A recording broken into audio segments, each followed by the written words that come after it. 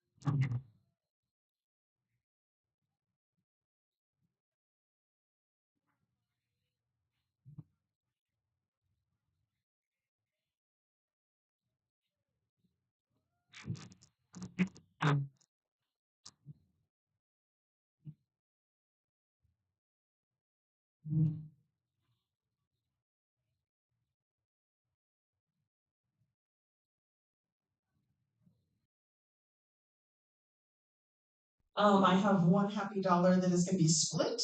The fact that I get to bring her and we get to hang out today is awesome.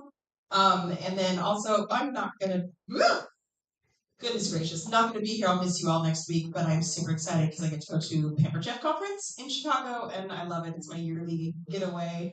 We get to learn lots of new stuff, and I can polish up my tech skills. So, thank you.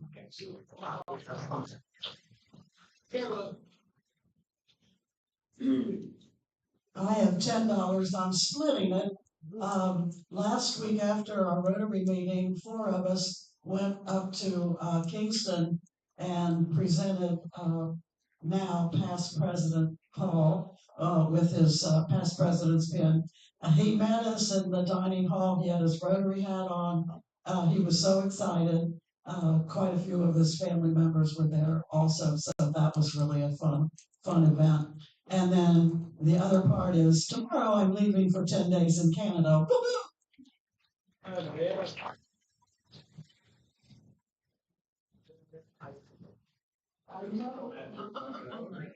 I'm just going to pitch in a couple. First off, glad to be here. It's my first meeting as an installed Rotarian. So yeah. I'm grateful for this past weekend.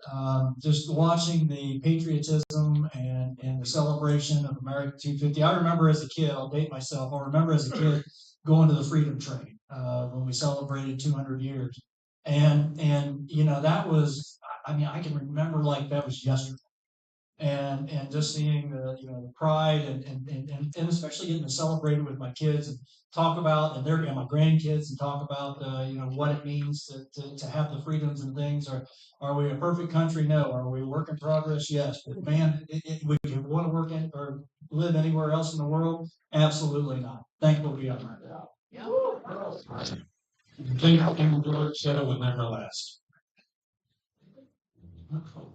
I'm $10, sort of happy, sort of sad. First is a crop dollar, actually. I read that article in the paper this morning too, and I'm sorry Rick's not here. I wanted to thank him for single-handedly saving the city of Miami. I wasn't here at the time, so I didn't realize how significant he was to saving the town. So next time you see Rick, tell him I said thank you. And I have sort of a sad dollar.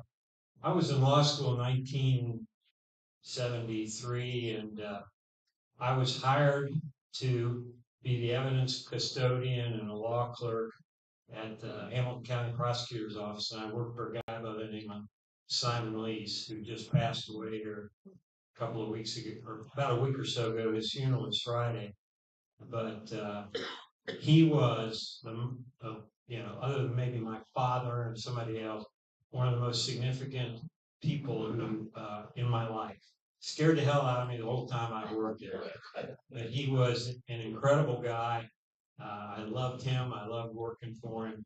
And he's battled cancer for about the last 3 years, and finally took its toll on him. But I just wanted to say thanks for all he did for me and sort of shaping my life. So.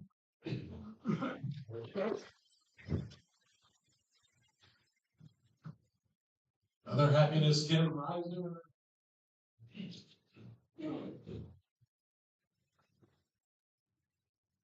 I'm happy the History Center was at the Americana Festival, and as previously mentioned, there's a lot of people saying "God bless America." It was just really great to hear that.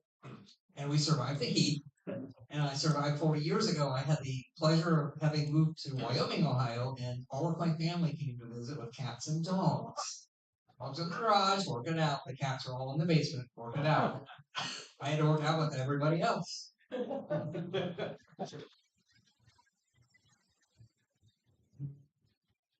I have one crop Venmo dollar for Cole because he at the last minute filled in for me last Wednesday when I was having trouble finding somebody because I was out of the country. So thank you very much, Cole.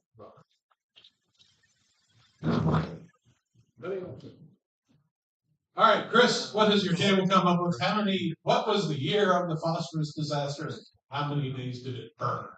Right, so we're pretty sure it was 1986. That is the correct year. And it burned for 5 days before Rick Melton really looked. Rick Melton was saying that you all are Rotary geniuses. Right. Top dog, top dog.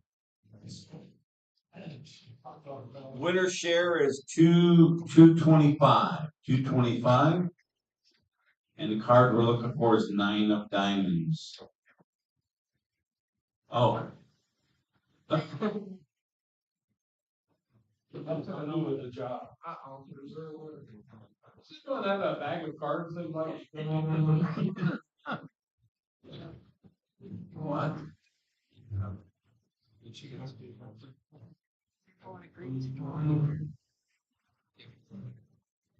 Katie's got Yeah.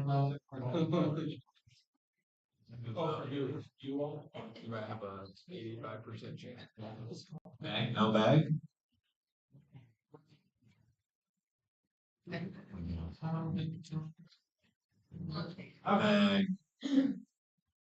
The royal bag. found Okay. it. So, in case I need to draw. Oh, they didn't. Oh, you didn't. You just- It's not that. If your ticket ends with the number 749. 749. 749. Is that a green ticket? 749. Karen, you're looking for 9 of diamonds. 9 of diamonds.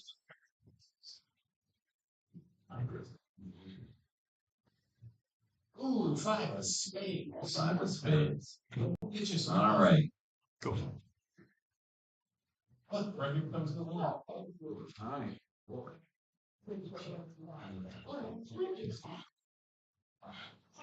All right. Today we're going to our new president-elect and vice president will be sharing some information with us to continue our conversation on what service looks like and plans as we go future as we look to make and create lasting impact for this coming year. So Ryan and Cole, or we'll start with Ryan, and then we'll have a time of discussion.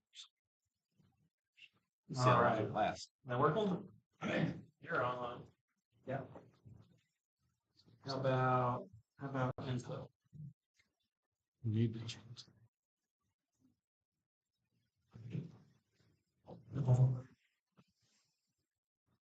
All right, so the plan is to kind of switch up our structure and our style a little bit with Rotary. So most weeks we get together, we hear from the speaker, we learn really good things, and we go back about our day. And then once a year, around the transition of the Rotary calendar, we'll have like, hey, what do you want to do next year? Hey, what do you want the meetings to look like? Hey, what kind of speakers do you want? We kind of do that work on the club.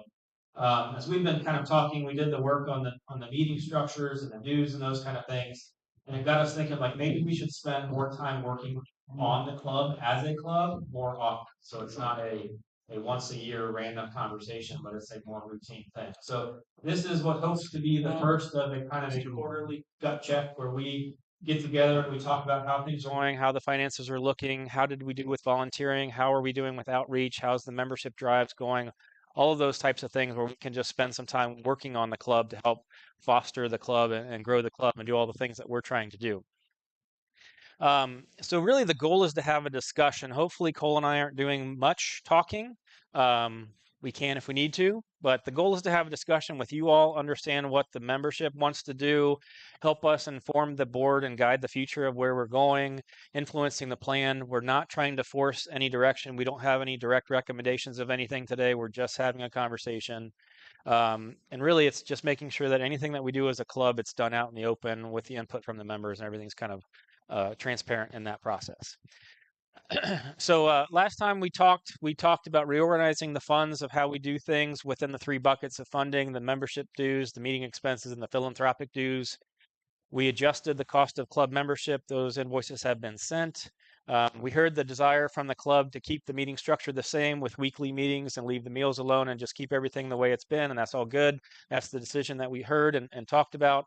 And then we also talked about the club's commitment to service. So part of the mission today will be to talk about what that commitment to service looks like. How does that coincide with the impact, the lasting impact that we wish to create, and kind of how we go from there. So we talked about that potential idea of dipping our toe in the waters of a service level commitment for each member, where we talked about maybe a 500-hour goal for the Rotary members, 10 hours per person type idea. We'll get more into that as we talk. So as a follow-up to some of the membership data that we shared, so when we were talking about the meeting expenses and the membership dues and what things would cost and what things should be, we talked about how we did math about why we don't charge $10 per person per meal. You kind of remember that conversation? There were questions about, well, if there's 44 of us, why is it not just 10 times 48 meetings per person? Instead, it's a $420 number instead of a $480 number, or some type of math, right? We kind of talked about that. So this is the data that suggests why we're taking the approach that we're taking right now, which is, and so let me take a minute to kind of explain and walk through what we're looking at. So Barry's done a great job every day that we check into the meetings. That actually helps inform data of who's here, who's not here. We report to Rotary International when we use makeups to account for attendance. And so this is a discussion around in-person attendance, which is different than what we kind of report to Rotary. So we will report to Rotary that we had 100%, 9 people had 100% attendance last year. In reality, only 1 person had 100% attendance last year, and that was Barry, right? And so this is, again, just trying to explain some of that data. So in green, these are the weeks that we meet across the bottom. In green are the number of people that are present in the room. In orange are the people that were not in the room, but were able to use a makeup that they have from volunteering or other things to account for being present for Rotary perspective. The red line at the top is the number of active members we have, and the yellow line across the middle is the average attendance. So that gap right there is why we don't need to charge $10 per person per meal, because we're not averaging enough attendance at the meetings to account for the total. You know, if we charge everyone $10 per meal, we'll have a big surplus of revenue that isn't quite necessary for the club. So that's to answer that question. I'm going to ask a question about what you think about this data here in a second, but next slide talks about per person. So now each bar represents an individual. I hid the names to protect the innocent, but on the left is Barry. We'll keep everybody else a secret. But so per person, how many times were you present the last Rotary year? How many times did you use a makeup the last Rotary year? And how many times were you absent the last Rotary year? These green shaded bars here at the bottom, that's because they weren't members yet. So if you're a new member, you're one of those crew, but I won't call you out. So again, this is just meant to look at by the membership, each person, how often do they actually show up in the actual club itself. When you do some math around what that looks like, this is kind of how it works. We have 8 people over 90% attendance, 10 people between 80 and 90% attendance, and you can read the numbers from there. What that actually means is we have about half the club at 75% or more attendance, and we have about half the club below 50% attendance.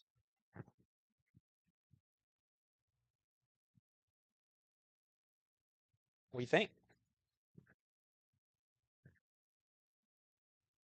So after seeing that, hearing that, looking at that, what questions does that prompt? What actions does that suggest? What do you think? Yeah. Do you know how this compares to other clubs? Not necessarily here, but I mean, I don't know. How we Yeah. do compared. Barry, have any? I don't know, Barry. Do you have any? I don't know that we have comparable data for other clubs in terms of that level of attendance. Do we? No. Yeah.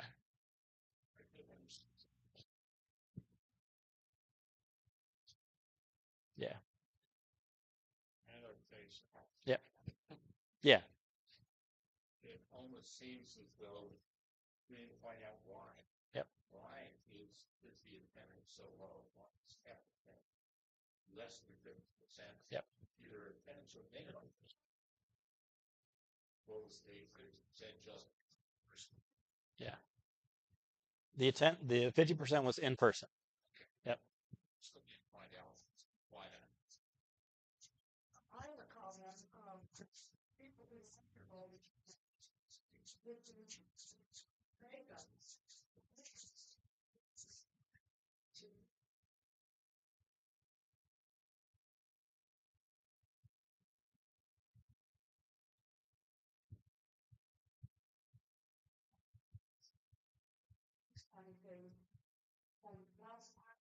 participation. Yeah. That's a good point. Yep.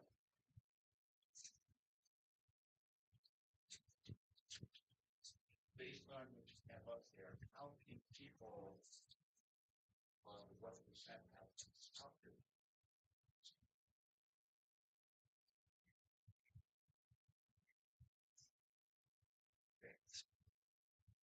Ask basically how many people have something 100%, which means either in-person makeups achieve that 100%.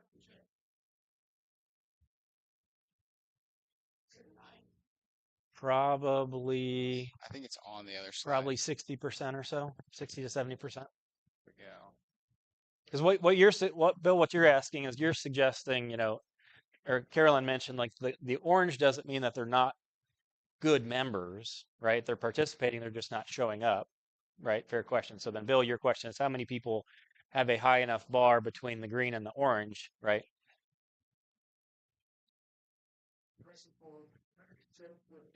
Right. You have a 2000 for this year last year. Okay, for the full year last year, we had 26 Rotarians with 100% attendance, and that includes makeups. And then the next batch, they was 50% to 91.49% was 11, and 7 Rotarians below 49%.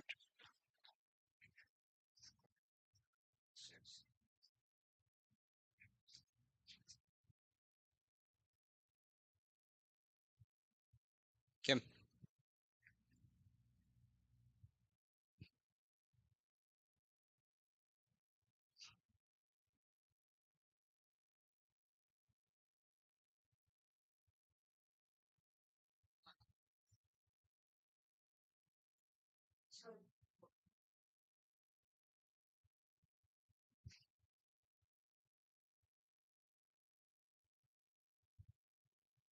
Yeah.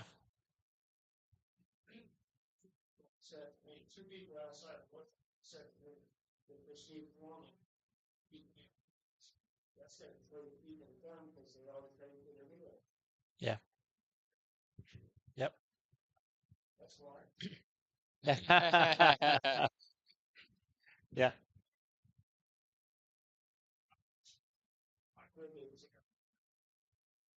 See it 3 months, 6 months. What difference is that? And Sure. Yeah. Yeah.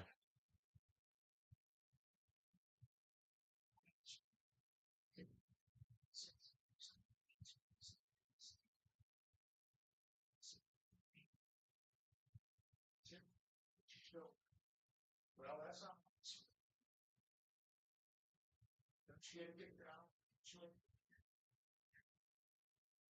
So that's too spring. Yeah. That's good. Doc, Yeah.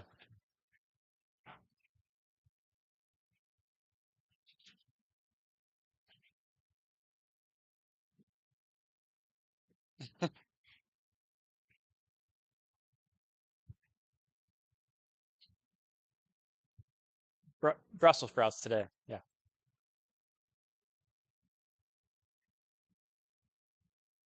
Yeah.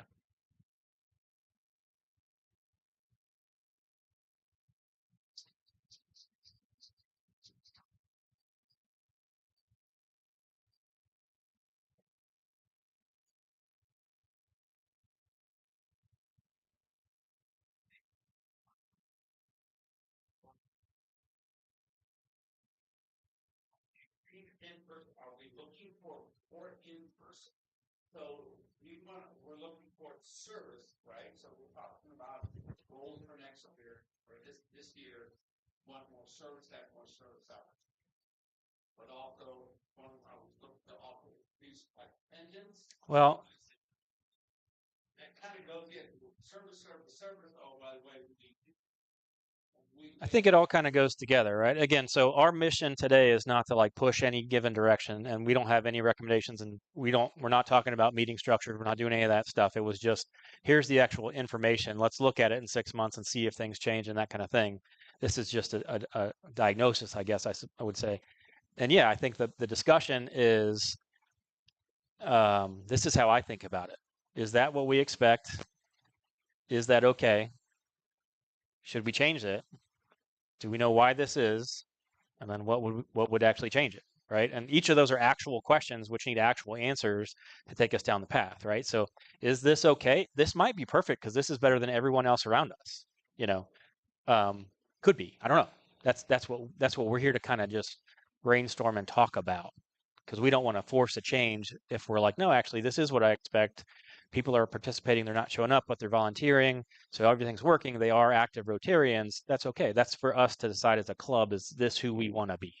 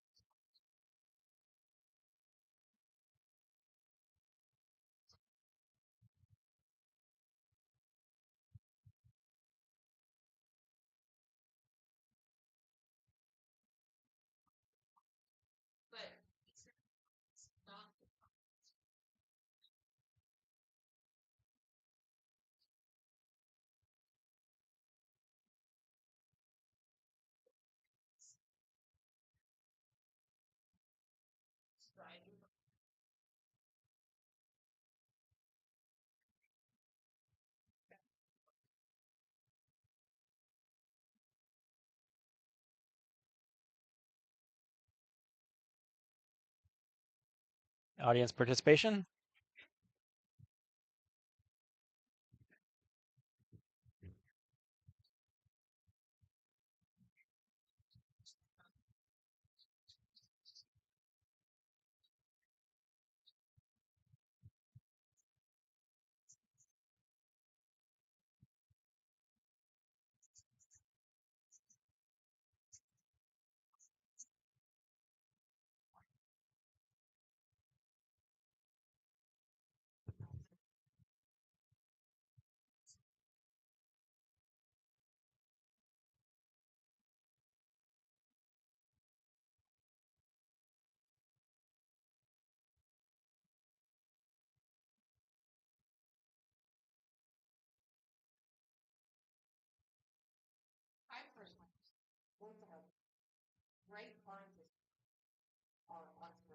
Mhm.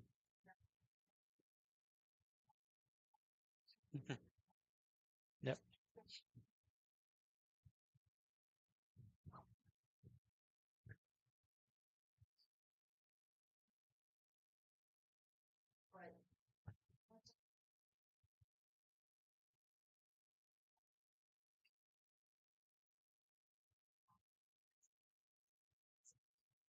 Mhm.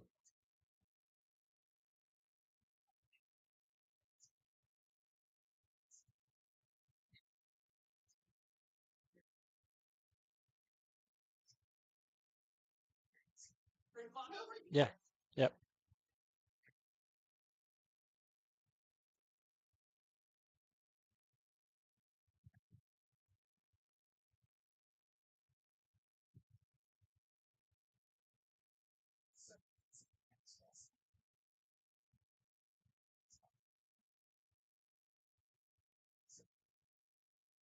Yeah.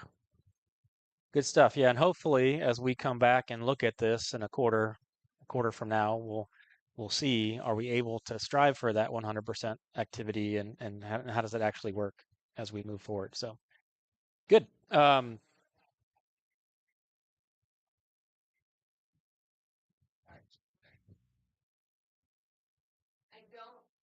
don't know that I necessarily first that everybody's really gonna actually try. It was a very quiet, and I just you actually feel where there's still a off. That if people actually feel like 100% is something right or is something worth, that's what I would like to know. Most of the people even though they are. But I mean, if it's not, then I mean, I'd love to know if it's a opinion. I really would. But I think it's something all time.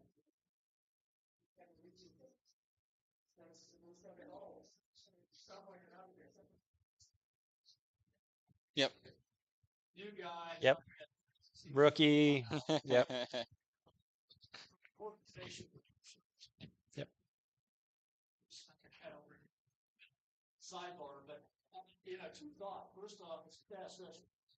Absolutely. And we set the bar 100% certainly.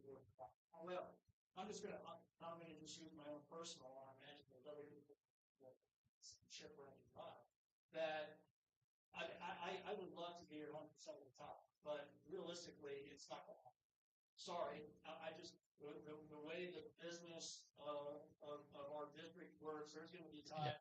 I'm going to have meetings overlap. I may be up to my eyebrows and deadlines and projects and things, so I don't have a chance to make it up. To take a quote out of Malcolm Gladwell, don't let perfection be the enemy of grace. And so I guess the question is more, okay, what's a realistic goal? Mm-hmm.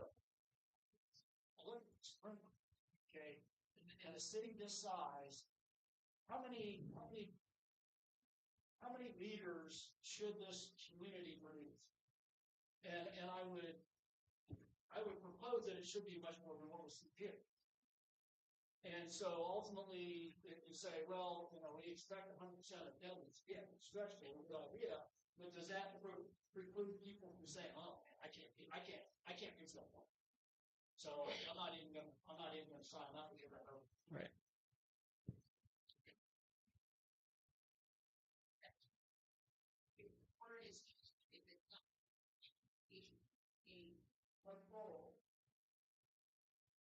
I'm just not going to pull one. Let's try and get as close to 100%. That not listed to it like this, like not at all. Well, I think it's admirable, but realistically, what should be the expectation? How do you get there? Going back to the carrot and stick. That ultimately, what's going to drive people to want to show up other than through family reasons. I don't. I'm gonna spitball. Yeah. Chris.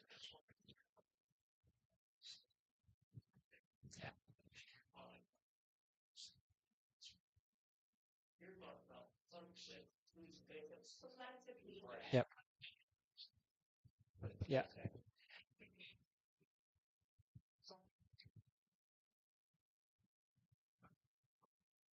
Yeah. Yeah. Go ahead, Bill, and then I'm going to land the plane after Ted. I think we said that the average is under 50% right now. So maybe what its goal is we set a goal Sure. of 70%.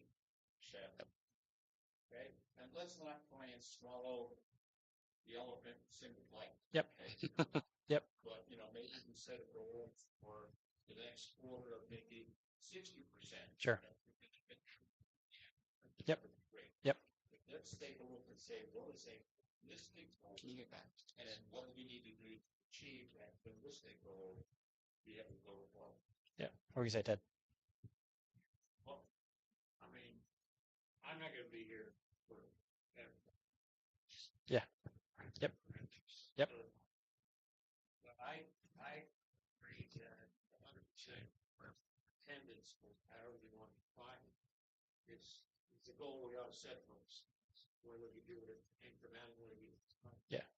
But, you know, we're talking about, say, attendance restraint, sort of forcing that model. I would propose that we suggest looking at developing opportunities outside of here. I know we have the auction and pancakes, and everybody shows up for that. But other than that, we don't seem to have a structured plan for developing activities outside of this. People who can't attend on a weekly basis, that they could substitute that for attendance here. And in my way of thinking, actually is more beneficial for our image of community. You know, a bunch of people just show up. Yeah. Lunch. Yep. Yeah, I think that's a good comment, and that actually synthesizes a lot of what we're hearing. So again, the point of today, and we got other stuff to get to, so I'm going to land the plane and we're going to move on. The point of today is just to start the conversation, get feedback. This helps the board as we get together to talk about what things look like. But what I heard was striving for 100% attendance, which includes makeups, makes general sense, whether we go there now or in increments.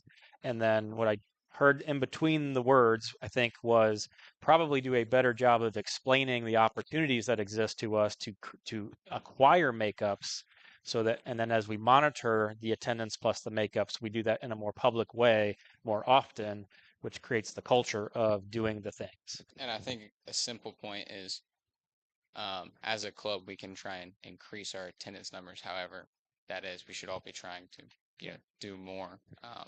But it's 100% is unattainable for everybody. So, just not regressing, but progressing.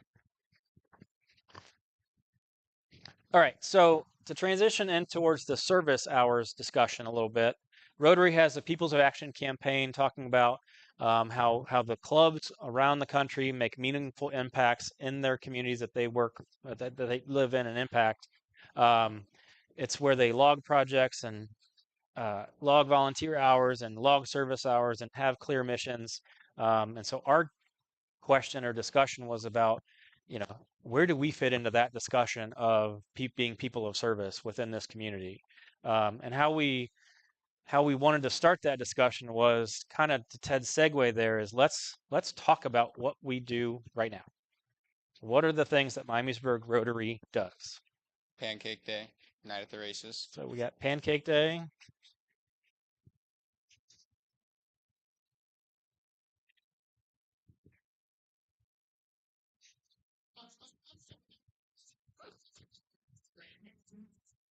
We do National Night Out. Yep. I know work for organizations here at private here last minute 7 months ago. Working with the youth at a volunteer basis, and that's something that they believe I'm going to here for the charities that support and speak to the highway. Yep. Yes, ma'am.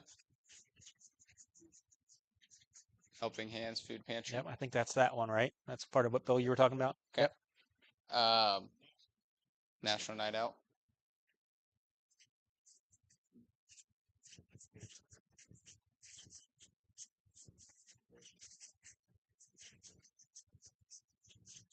We used to do the highway cleanup and shred day.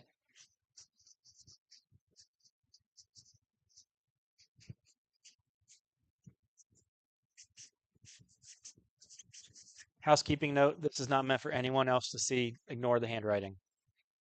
This is just for the notes. Yeah. Yep, I think that's a beer tent. Yep, it's a good one. Nope. Did not.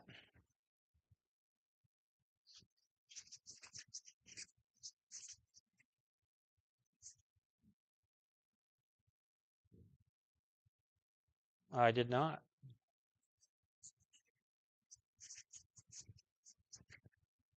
So I guess the question is, as a club, are we satisfied with the way that we approach these? Do we want to have, more of a structure to what we plan to attend this year? What are our thoughts on all these opportunities?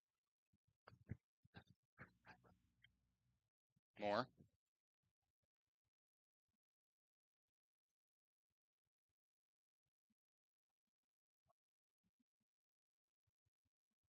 So one question that comes up with that is, as we kind of did this list internally, oop, it's okay. It's just the lid. Um, which of these are volunteering to serve the community, and which of these are volunteers service times that benefit the club financially? So Pancake Day is a huge day of service. It is also our number one fundraiser. Sure, yeah, I'm not saying that's good or bad. I'm just throwing that out there into the world.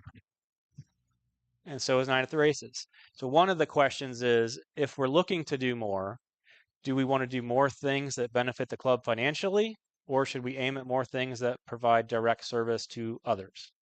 And or do we have to define that?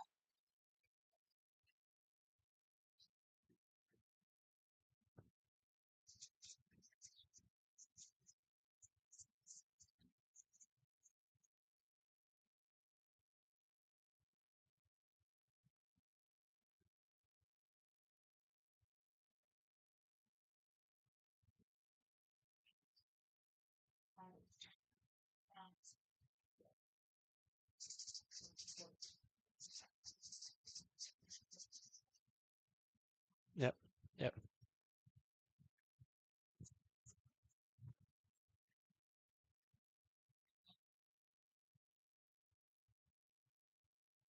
Yeah, sure.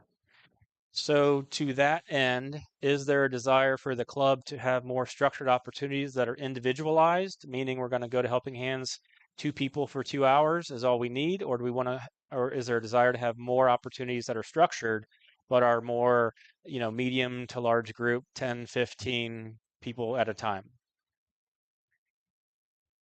Yeah, I mean, to be fair, the answer to all these questions is both. I'm just trying to get a sense for the room. If the board and the people that are meant to organize all these volunteer things could get some direction on, hey, find a bunch of individual opportunities, we can do that. If the members are like, you know what, I feel better when we show up in groups of 10 and make a big impact. That just helps us in the planning of the opportunities. 100%.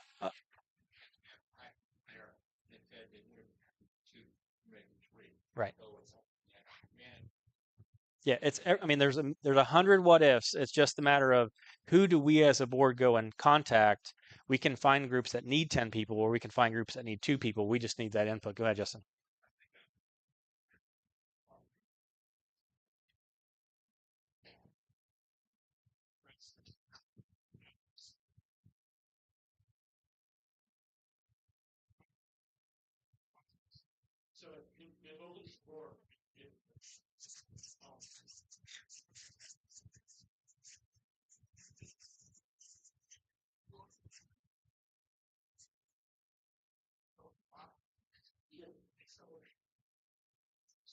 Needs help with IT or advertising or publicity, there's people in this room that can do that.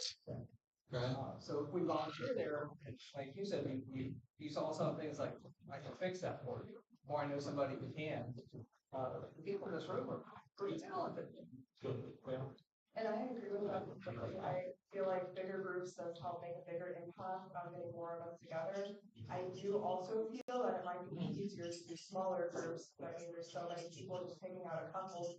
A lot of those have more commitments, especially different days, smaller groups, people can kind of spread out more. Sure. Same vein, slightly different. Have we ever done sort of a where else can we opportunity list? Like, where else can we volunteer? Where else do we think we'd like to be involved? Have we ever looked at new opportunities to? I think that's what this discussion is meant to drive. So this discussion will go back to the board. Volunteer committee will work on finding opportunities that fit the mold of what we've kind of heard and talked about. And at some point, probably come back to the group with, all right, let's whiteboard all the random thoughts and ideas. I think one thing that's important is having a schedule. Yeah. We finally managed to herd the cats at the History Center, and we had a year schedule of events. Yeah. First time in our history, and it's such an impact Yeah. to be able, even if it's 3 months out, say, okay, I can schedule that time.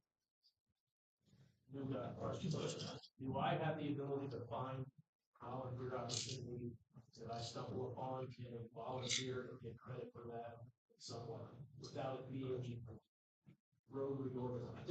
I think the count for Rotary needs to be generally Rotary Club sanctioned. Meaning we're showing up not as Chris Line human, but as Chris Line Rotary. And so as we define what that looks like, that's I think how we earn the makeups, earn the hours of service. But you can bring it to the club or, notify people as you rise up. Yeah, so during our allocations meeting, when we gave people checks and stuff, so keep in mind what we probably have between the foundation groups and the people that get money from Pancake Breakfast, 15 organizations, Bill? About a dozen, I believe. About a dozen. So, I mean, just picking from there, and that's what we're looking at doing is, I mean, that's where we would start. We're already giving them funds. They're already so grateful for what we've done for them. If we show up, I would probably think some of those organizations are going to say, you coming here was probably more valuable than the dollar. I can't speak for all of them, but I've done enough volunteer work. And so that's where we're looking first to do that. But to your point, Chris, yeah, if you have a passion for something in the community and we're not doing it, you bring it to Rotary and say, hey, I know this is going on here. We don't support it. Let's get a group of people. Then, Chris, it would be sanctioned by Rotary. We'd come in. So that's why we have so many people in our community. That's 52 people with ears to the pavement and knowing what's going on. And so, yeah, bring that to our attention, and we'll be more than happy to look at it and see how. Yeah. So it's 1 o'clock. I think this has been a good, healthy discussion. There's good information out there in the world that we can kind of try to synthesize, recap these notes, bring back to the board, work on topics, programs. What I heard was schedule it. Communicate the schedule, a mix of all of the things to match the opportunities that people are accessible for, right? It's all right there. So good. All right. Somebody hit that gong. I think we're good. Thank you all so much. Don't hit the gong. Don't hit the gong. I was just kidding. Cole has to grab some things and I have to rebuild this pen cap. Yeah,